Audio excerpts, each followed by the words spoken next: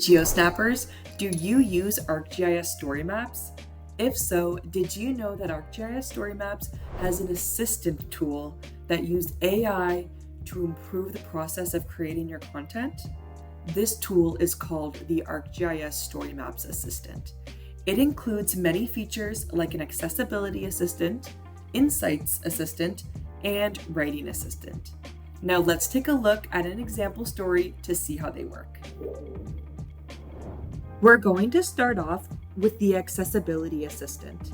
It's important to have an accessible story map so that you can expand your audience and ensure compliance with accessibility standards in your area. To view the accessibility assistant, click on an image and find the button that says Accessibility. Here you have the option to include alternative text.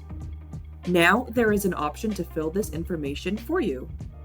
It's important to review what is written and make any changes as needed so the description is as accurate as possible.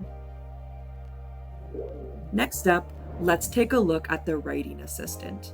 When you highlight a paragraph, you'll notice the assistant button.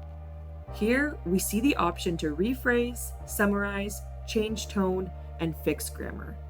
I'll test this out and select Fix Grammar.